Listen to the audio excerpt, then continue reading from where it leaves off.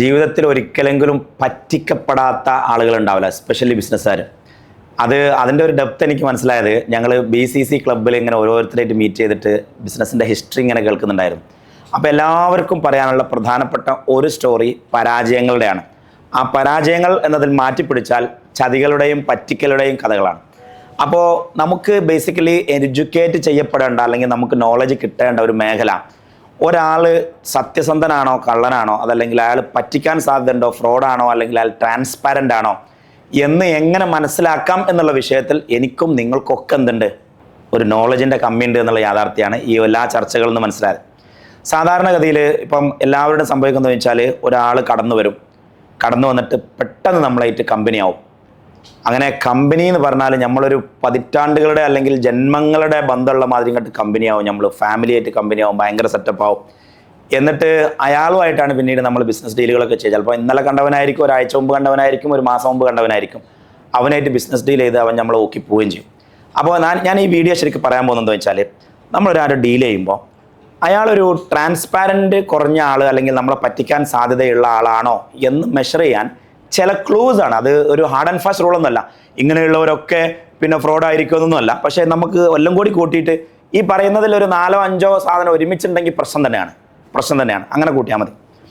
അപ്പോൾ ഒരാൾ നമ്മളുമായിട്ട് പെട്ടെന്ന് സൗഹൃദം സ്ഥാപിക്കാൻ വരിക, അതായത് ഇപ്പോൾ ഒരു നമ്മളൊരു ഡൽഹിയിലേക്കോ അല്ലെങ്കിൽ ഒരു ഫ്ലൈറ്റിലിരിക്കുകയാണ്, ഇപ്പുറത്തിരിക്കുന്ന ആൾ, അയാൾ നമ്മളോട് ഭയങ്കരമായിട്ട് സൗഹൃദം സ്ഥാപിച്ച് നമ്മളെ പേഴ്സണൽ ചോദ്യങ്ങളൊക്കെ ചോദിച്ച്, നാടെവിടെ, വീടെവിടെ, കുടുംബം എവിടെ, എങ്ങനെ, എന്താ പരിപാടി, എത്ര, അതായത് അയാൾക്ക് അറിയേണ്ടത് അടിസ്ഥാനപരമായിട്ട് നമുക്ക് എന്താണ് ബിസിനസ്, നമുക്ക് ഭാര്യയും കുട്ടികളും അങ്ങനത്തെ സംവിധാനങ്ങളൊക്കെ ഉണ്ടോ, നമ്മൾ പൊതുവെ ഒരു ആൾ നിഷ്കളങ്കനാണോ, അതുപോലെ തന്നെ നമ്മളെ ബാങ്കിൽ എത്ര ബാലൻസ് ഉണ്ട്, നമ്മുടെ ചുറ്റുപാടുകളൊക്കെ എങ്ങനെ എന്നൊക്കെ അറിയാൻ വേണ്ടിയിട്ടാണ്. അപ്പോൾ പെട്ടെന്നൊരാൾ നമ്മളുമായിട്ട് കമ്പനിയായിട്ട് നമ്മളെ പേഴ്സണൽ ക്വസ്റ്റ്യൻസ് ഇങ്ങനെ ചോദിക്കുമ്പോൾ അയാളൊന്ന് ഇങ്ങനെ ഒബ്സർവ് ചെയ്ത് വെക്കണം. അയാളോട് ഉത്തരം പറയാതിരിക്കണ്ട.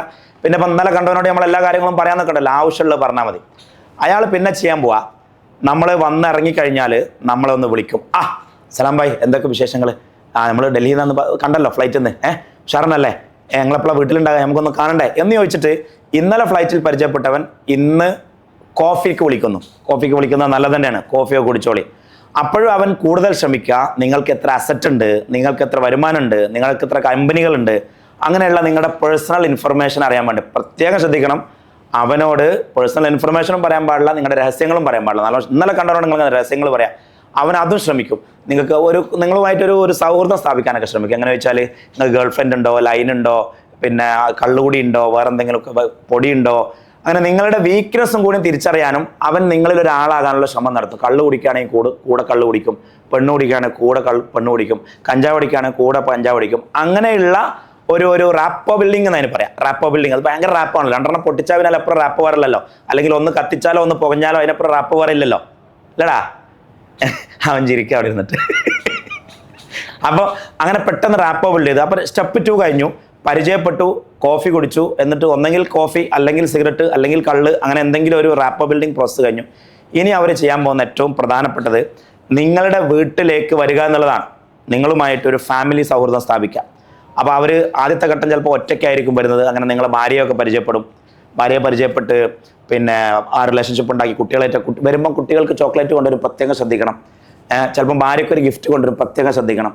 അങ്ങനെ ഭാര്യയുമായിട്ടും മക്കളുമായിട്ടും അങ്ങളേ ഇനിയിപ്പോൾ നമ്മൾ വേണ്ട വീട്ടിൽ ആൾ മതി. കാരണം കുട്ടികളും ഭാര്യയായിട്ട് ഭയങ്കര കമ്പനിയാണ്. പിന്നെ ഭാര്യയ്ക്കും ഭയങ്കര കാര്യക്കാരൻ. ഭാര്യ പറയും, എന്തോ ഒരു മനുഷ്യൻ, എന്തോ ഒരു തങ്കപ്പെട്ട മനുഷ്യൻ, എന്തോ ഒരു സ്നേഹം, എന്തോ ഒരു ബഹുമാനം, എന്തോ ഒരു സ്വീകരണം, എന്തോ ഒരു സമ്മാനങ്ങൾ കൊടുക്കൽ, കണ്ട് പഠിക്കും മനുഷ്യ, കണ്ട് പഠിക്കി എന്ന് പറഞ്ഞിട്ട് പിന്നെ പെണ്ണുങ്ങൾക്ക് നമ്മൾ വേണ്ടി വരില്ല. മുപ്പരൊക്കെ ഉണ്ടാവില്ല. അമ്മാതിരി ഒരു മനുഷ്യനെ കണ്ട് പരിചയപ്പെട്ട് കുപ്പിയിലാക്കാനുള്ള അയാളുടെ ഒരു ഇതുണ്ടാവുമല്ലോ, എന്താ പറയുക, കഴിവ്, ആ സ്വീറ്റ്നെസ്, അത് ഭയങ്കരമായിരിക്കും. പെണ്ണുങ്ങളെ കൊണ്ടാകാൻ നോക്കിക്കോളി. അടക്കട്ടെ, പെണ്ണുങ്ങൾ ഇപ്പോഴും പോയിട്ടില്ല. ഇനി അടുത്ത സ്റ്റെപ്പിലേക്ക് പോവാണ്.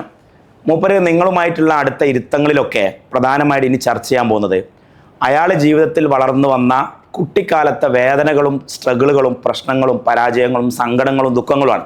നിങ്ങളെ ഇമോഷണലി ഒരു ഹൈജാക്ക് ചെയ്ത് ഇമോഷണലി സിമ്പതി പറ്റി അയാളിലേക്ക് നിങ്ങൾ അടുപ്പിക്കാനുള്ള ഏറ്റവും പ്രധാനപ്പെട്ട ഒരു സാധനമാണ് കുട്ടിക്കാലത്ത് വളർന്നതും ചിലപ്പോൾ അച്ഛനില്ലാത്ത കഥകളും അല്ലെങ്കിൽ കഷ്ടപ്പാടിൻ്റെ കഥകളും ഭക്ഷണമില്ലാത്ത കഥകളും വിശപ്പിൻ്റെ കഥകളും അങ്ങനെ എന്തൊക്കെയോ ബിസിനസ്സിൽ പൊട്ടിയ കഥകളും ഒക്കെ പറഞ്ഞ് അവളുടെ സ്ട്രഗ്ലിങ് കുട്ടിക്കാലമായിരുന്നു എൻ്റേത്, ഞാനെല്ലാം ഉണ്ടാക്കിയെടുത്താണെന്നൊക്കെ രീതിയിൽ കുറേ കഥകൾ പറയും. അപ്പോൾ നിങ്ങൾ ഓൾറെഡി മൂപ്പരെ ഭയങ്കര ഇമ്പ്രസ്ഡ് ആയിരിക്കും. പണി വരുന്നുണ്ട് അവറാച്ച, അവിടെ എത്തിയിട്ടില്ല. ഇപ്പോൾ നിങ്ങൾ പരിചയപ്പെട്ട് ഇപ്പോൾ 3 ദിവസമോ 4 ദിവസമോ ആയിട്ടുള്ളൂ. ഇനി അടുത്തത് ഫാമിലി വിസിറ്റാണ്. ഫാമിലി വിസിറ്റ് അവരുടെ ഭാര്യയും കൊണ്ട് നിങ്ങളുടെ ഫാമിലിയിലേക്ക് വരിക എന്നുള്ളതാണ്.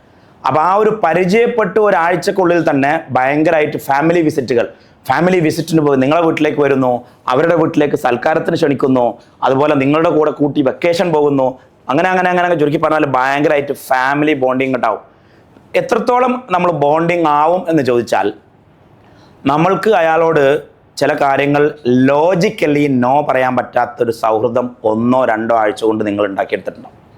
ലോജിക്കലി നോ പറയണല്ലോ, ആ നോ പറയാൻ പറ്റാത്ത, പിന്നെ അയാൾക്ക് അടുത്ത ഘട്ടം ഫാമിലി സൗഹൃദം കൂടിയായി നോ പറയാൻ പറ്റാത്ത ഒരു സ്റ്റേറ്റ് ഓഫ് മൈൻഡിലേക്ക് നിങ്ങളെ കൊണ്ടുവന്നു കഴിഞ്ഞാൽ പിന്നെ അയാൾക്ക് ചെയ്യേണ്ട ഒരു സംഭവം എന്താണെന്ന് വെച്ചാൽ, എന്നെക്കുറിച്ചുള്ള ബാക്കി ഡീറ്റെയിൽസ് ആരെങ്കിലും ഇയാളോട് പറയുമോ എന്നുള്ള പേടിയാണ് ഇയാൾക്ക് ഉണ്ടാവുക. എന്നെക്കുറിച്ചുള്ള ബാക്കി ഡീറ്റെയിൽസ് ആരെങ്കിലും പറയുമോ എന്നുള്ളത്. അപ്പോൾ ഇയാൾ തന്നെ ഇയാളെ കുറിച്ച് കുറേ ഹാഫ് ഡീറ്റെയിൽസ് പറയും. അതായത് പറയുന്നതൊക്കെ ഇങ്ങനെയായിരിക്കും: ഞാൻ അയാളായിട്ട് പാർട്ട്ണർഷിപ്പ് കൂടി, അയാൾ എന്നെ പറ്റിച്ചു, ഇയാളായിട്ട് പാർട്ട്ണർഷിപ്പ് കൂടി, ഇയാൾ എന്നെ പറ്റിച്ചു, അയാളായിട്ട് പാർട്ട്ണർഷിപ്പ് കൂടി, അയാൾ എന്നെ പറ്റിച്ചു, ഇയാളായിട്ട് പാർട്ട്ണർഷിപ്പ് കൂടി. അപ്പം അങ്ങനെ ഞാനൊരു നല്ലവനാണ്, എന്നെ എല്ലാവരും പറ്റിച്ചു, ഞാനൊരു പാവമാണ്, ഇനിയെങ്കിലും എനിക്ക് രക്ഷപ്പെടണം, ജീവിതത്തിൽ എനിക്ക് കടങ്ങളും പ്രശ്നങ്ങളും ഒക്കെ ഉണ്ടായത് അത് അന്നത്തെ പ്രശ്നം കൊണ്ട് അവൻ പറ്റിച്ചതുകൊണ്ടാണ്, ഞാൻ പണ്ട് കുറേ ആൾക്കാർക്ക് പൈസ കൊടുക്കാറുണ്ടായിരുന്നു, പണ്ട് കുറേ പ്രശ്നങ്ങളുണ്ടായിരുന്നു, പണ്ട് എനിക്ക് കുറേ പരാജയങ്ങളുണ്ടായിരുന്നു, ഇപ്പം ഞാൻ അങ്ങനെയല്ല, ഞാൻ ഭയങ്കര ഡീസൻ്റാണ്, സെറ്റപ്പാണ്, പണ്ടത്തെ പോലെ ഒരു എന്താണ് പറയുക, ഒരു കടങ്ങളോ കാര്യങ്ങളോ ഒന്നും ഇല്ലാത്ത ഒരാളാണ്, അല്ലെങ്കിൽ ഈവൻ കടങ്ങളുണ്ടെങ്കിൽ അത് പറയും. അയാളുടെ കുറേ ഹാഫ് ട്രൂത്തുകൾ നിങ്ങളോട് പറയുന്നുള്ളതാണ്, ഹാഫ് ട്രൂത്ത്. അപ്പം നിങ്ങൾക്ക് തന്നെ മനസ്സിലാവും ഇയാൾ ഭയങ്കര ട്രാൻസ്പാരൻ്റ് ആണ്, സത്യസന്ധനാണ്, കാര്യങ്ങളൊക്കെ തുറന്നു പറയുന്നുണ്ട്, ഭയങ്കര സെറ്റപ്പാണെന്നുള്ളൊരു തോന്നലുണ്ടാവും. ഇനിയിപ്പോൾ വേറൊരാൾ വന്നിട്ട് അയാളെ ശ്രദ്ധിക്കണം കേട്ടോ എന്ന് നമ്മളോട് പറഞ്ഞാലും നമ്മളെ മൈൻഡ് ഇങ്ങനെയൊക്കെ, ഓ അന്ന് നീ പറയണ്ട, എനിക്കറിയാം, നിന്നെക്കുറിച്ചൊക്കെ അയാൾ പറഞ്ഞു തന്നിട്ടുണ്ട്, ഓക്കെ, നീയും കൂടിയിട്ടാണ് അയാളെ ചാമ്പിയിട്ടുള്ളത് എന്ന് പറഞ്ഞിട്ട് ആ പറഞ്ഞു വരുന്നതാണ് നമ്മൾ ആട്ടും. കാരണം അയാളെക്കുറിച്ച് വളരെ മോശമായിട്ടൊരു പിക്ചർ ഓൾറെഡി ഇവിടെ പറഞ്ഞു തന്നിട്ടുണ്ട്. എന്ന് മാത്രമല്ല ഇയാൾ ട്രാൻസ്പാരൻ്റ് ആയതുകൊണ്ട് തന്നെ ഇയാൾ പറയുന്നതാണ് സത്യം എന്നുള്ളൊരു തോന്നൽ നമുക്കുണ്ടാകും. ഇവിടെ നമ്മുടെ മൈൻഡിൽ ക്രിയേറ്റ് ചെയ്തിട്ടുള്ള മറ്റൊരു സെഗ്മെൻറ്റ്, മറ്റൊരു സൈക്കോളജി എന്താണെന്ന് വെച്ചാൽ, ഇയാൾ പണ്ട് ലേശം ബുദ്ധിമുട്ടിലും കടത്തിലും പ്രശ്നത്തിലും ഒക്കെ ആയിരുന്നു, പക്ഷെ ഇപ്പം അങ്ങനെയല്ല, ഇപ്പം ഭയങ്കര റിച്ചാണ്. പിന്നെ അവർ പോസ് ചെയ്യുക, എപ്പോഴും നല്ല വണ്ടി ഉപയോഗിക്കും, നല്ല കടമാണെങ്കിലും നല്ല വീട് ഉപയോഗിച്ചിട്ടുണ്ടാവും, നല്ല ലൈഫ് സ്റ്റൈൽ, നല്ല ഡ്രസ്സ്, നല്ല ഭക്ഷണം, നമ്മളെ വിളിക്കുന്നതും ഇരിക്കുന്നതും ഒക്കെ വല്ല പോഷ് സ്ഥലങ്ങളിലായിരിക്കും. കാരണം നല്ല സംഖ്യ ചാമ്പാനുള്ളതാണല്ലോ, അതുകൊണ്ട് നല്ല സ്ഥലങ്ങളിലെ മീറ്റിംഗ് നടത്തുള്ളൂ. അപ്പം ഓവറോൾ മൂപ്പരുടെ കയ്യിൽ പിന്നെ സംസാരിക്കുന്നതൊക്കെ 100 കോടി 200 കോടി 500 കോടി 1000 കോടിയുടെ സ്വപ്നങ്ങൾ മാത്രമായിരിക്കും. പക്ഷേ സത്യത്തിൽ ഇന്ന് ആ മീറ്റിങ്ങിന് വേണ്ടിയിട്ട്, ആ ഡിന്നറിന് വേണ്ടി വന്നപ്പം കൊടുക്കാനുള്ള പൈസ അയാളടുത്ത് ഇല്ലാഞ്ഞിട്ട് അത് വായ്പ വാങ്ങി വന്നതായിരിക്കും, അല്ലെങ്കിൽ അത് ക്രെഡിറ്റ് കാർഡായിരിക്കും. അത് നമ്മൾ അറിയില്ല കേട്ടോ, അത് നമ്മൾ അറിയില്ല. ഞാനൊരാളെ പിടിച്ചാൽ എങ്ങനെയാണെന്നറിയാം, അയാളുടെ ഒരു പ്രീമിയം കാറിൻ്റെ ടയറ് തേഞ്ഞ് മുട്ടയായിട്ടുണ്ടായിരുന്നു. ഞാൻ വെറുതെ എൻ്റെ ഒരു ലോജിക്കൽ ബ്രെയിനിൽ ഞാൻ വെറുതെ ഇയാൾ വലിയ മുതലാളിയാണെങ്കിൽ, ഇയാൾ ഈ പറയുന്ന 100 കോടി 200 കോടി ആണെങ്കിൽ, ഇയാൾ എന്തിനാണ് ഈ 2016 മോഡൽ വണ്ടി വെഹിക്കിളായിട്ട് നടക്കുന്നത്? ഇയാളുടെ ടയർ എന്താ മുട്ട, അയാൾക്ക് എന്താ ടയർ മാറ്റിക്കൂടെ? അയാൾക്ക് ആ ടയർ മാറ്റാനുള്ള 60,000 രൂപ അയാളുടെ കയ്യിലില്ല എന്നുള്ളതായിരുന്നു അതിൻ്റെ യാഥാർത്ഥ്യം. അപ്പോൾ നമുക്ക് പെട്ടെന്ന് അതിൻ്റെ ഡെപ്ത് മനസ്സിലാവും. അങ്ങനെ ചുരുക്കി പറഞ്ഞാൽ ഇപ്പം കുറേ കാര്യങ്ങൾ നടന്നു, സൗഹൃദമായി, ഫാമിലി സൗഹൃദമായി, പഴയ കഥകൾ പറഞ്ഞു, അയാൾ പണ്ടായിരുന്നു സാമ്പത്തിക പ്രശ്നം, ഇപ്പം റിച്ചാണ്, പല പറ്റിച്ചത് കൊണ്ടാണ് അയാൾ കടത്തിൽ പെട്ടുപോയത്, അങ്ങനെയൊക്കെ പറഞ്ഞ്. പിന്നെ നമ്മൾ ശ്രദ്ധിക്കേണ്ടത്, അയാൾ എപ്പോഴും ഒരു one tribe to another tribe ഇങ്ങനെ മൂവ് ചെയ്യുന്നുണ്ടാവും. അതായത് അയാൾക്ക് 1980 മുതൽ 90 വരെ അല്ലെങ്കിൽ 95 വരെ ഒരു ഫ്രണ്ട്സ് ആയിരിക്കും. പിന്നെ 2000 മുതൽ 2005 വരെ ഒരു ഗ്രൂപ്പ് ഓഫ് ഫ്രണ്ട്സ് ആയിരിക്കും. 2005 മുതൽ 2010 വരെ വേറെ ഗ്രൂപ്പ് ഓഫ് ഫ്രണ്ട്സ് ആയിരിക്കും. അപ്പോൾ ഒരു ആവറേജ് ഒരു ട്രൈബിൻ്റെ കൂടെ ഒരു 3 കൊല്ലം അല്ലെങ്കിൽ 4 കൊല്ലം അല്ലെങ്കിൽ 5 കൊല്ലം നിൽക്കുള്ളൂ. കാരണം ഈ ട്രൈബിലേക്ക് കയറുമ്പോൾ ശ്രദ്ധിക്കണം, മൂപ്പര് ഭയങ്കര കരിസ്മാറ്റിക് ആയിരിക്കും ആളുകൾ വരും കേട്ടോ.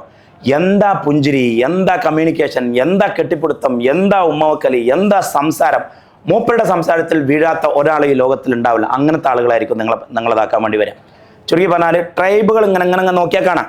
പക്ഷെ നമ്മൾ ചെയ്യാത്ത മറ്റൊരു തെറ്റെന്താണെന്ന് വെച്ചാൽ, നമ്മൾ ഈ പഴയ ട്രൈബുകളുടെ അടുത്ത് പോയിട്ട് ഇയാൾ എങ്ങനെയുണ്ട്, നമ്മളിപ്പോൾ പുതിയ ബിസിനസ് പാർട്ണറായിട്ട് വന്ന ആൾ അല്ലെങ്കിൽ പുതിയ സൗഹൃദത്തിന് വന്ന ആൾ എങ്ങനെയുണ്ട് നമ്മൾ ചോദിക്കൂല. ഒരു വിധമൊക്കെ നിങ്ങൾക്ക് ചോദിക്കാൻ സാധ്യതയുള്ള ആളുകളെ കുറിച്ചൊക്കെ ഒരു ധാരണ ഇയാൾ തന്നെ തന്നിട്ടുണ്ടാവും. കാരണം ആൾ ഹാഫ് ട്രൂത്ത് റിവീൽ ചെയ്തിട്ടുണ്ടാവും, നിങ്ങൾ ചോദിക്കാൻ പോകില്ല. ഏതായാലും ഒരു പ്രത്യേക ഘട്ടത്തിൽ അയാൾ നിങ്ങളോടൊരു സങ്കടം പറഞ്ഞു വരും.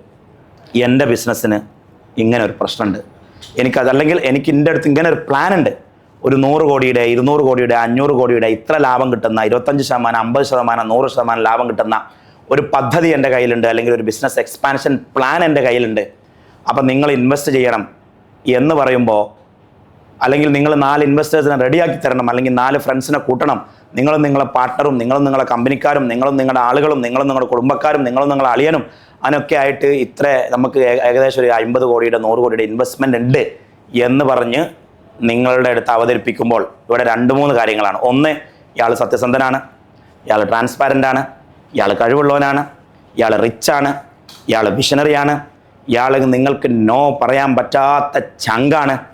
നിങ്ങളും നിങ്ങളെ അളിയനും എളാപ്പയും പാപ്പയും ഉമ്മയും ഫ്രണ്ടും പാർട്ട്ണറും നാട്ടുകാരും എല്ലാം കൂടിയിട്ട് 100 കോടി പിരിച്ച് നിങ്ങൾ കൊടുക്കും അയാൾക്ക്. 100 കോടി കിട്ടി. പിറ്റേ ദിവസം ആഴ്ചയിൽ നിങ്ങൾ 5 കോഫി കുടിച്ചിരുന്ന നിങ്ങൾ ആഴ്ചയിൽ 1 കോഫിയിലേക്ക് ഒതുങ്ങും. കുറച്ച് കഴിഞ്ഞാൽ മാസത്തിൽ 1 കോഫിയിലേക്ക് ഒതുങ്ങും. ദിവസം 2-3 വട്ടം വീട്ടിൽ വന്നിരുന്ന ആൾ ആഴ്ചയിൽ 1-2 വട്ടം ഫാമിലി ആയിട്ട് വന്നിരുന്ന ആൾ മാസത്തിൽ പോലും ഒരിക്കലും വീട്ടിൽ വരാതെ ആവും.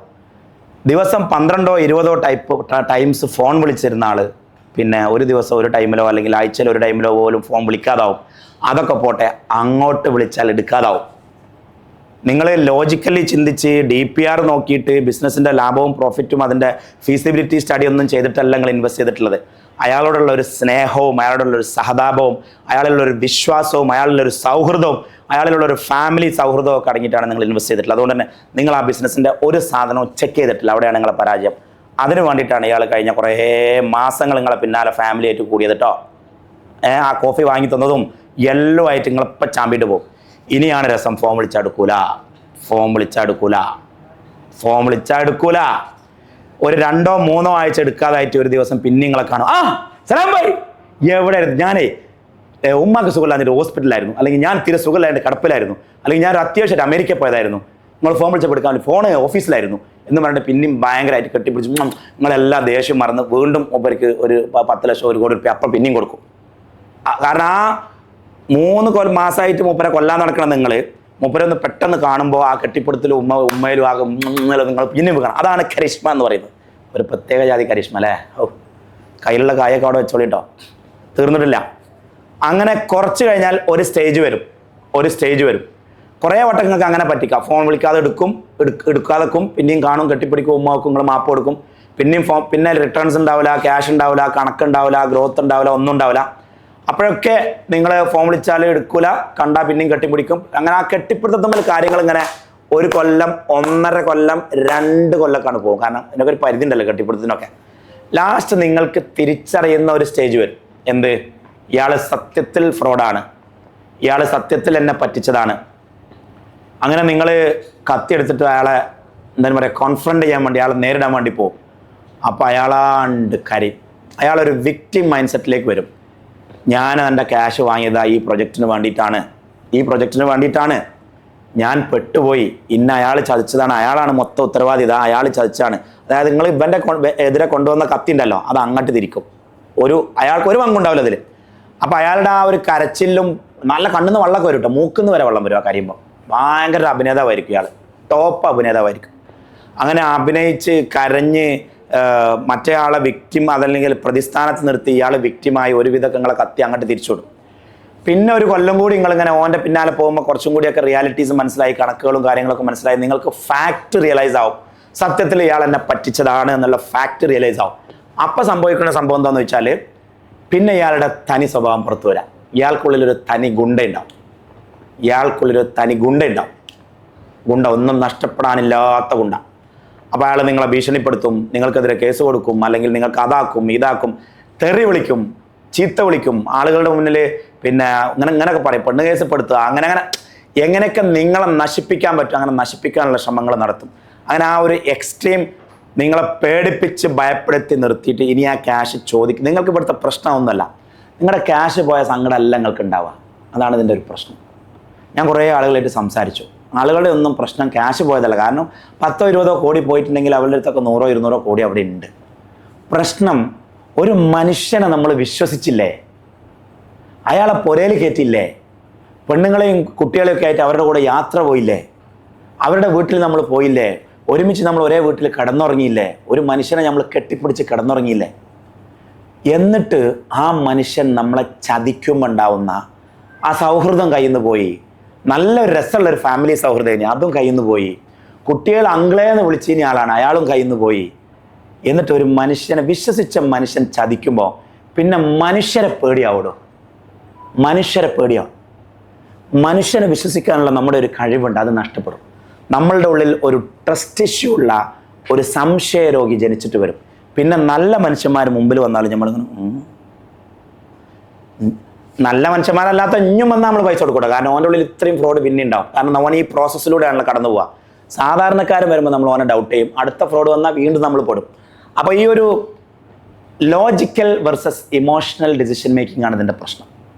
ഇവിടെ നടന്ന ഡിസിഷൻ മേക്കിംഗ് ഒക്കെ ഇമോഷണലാണല്ലോ. സൗഹൃദം, കുടുംബ സൗഹൃദം, പായേരം, പട്ടിണി, സങ്കടം, വിക്ടിം മൈൻഡ് സെറ്റ്, പഴയ ചരിത്രങ്ങൾ, പരാജയങ്ങൾ, കുട്ടിക്കാലം, പ്രശ്നങ്ങൾ. അപ്പോൾ എപ്പോഴും ഒരാളായിട്ട് ബിസിനസ് പാർട്ട്ണർഷിപ്പ് കൂടുമ്പോൾ പ്രത്യേകം ശ്രദ്ധിക്കേണ്ടത് wait for 1 year, wait for 1 year, possibly 3 year.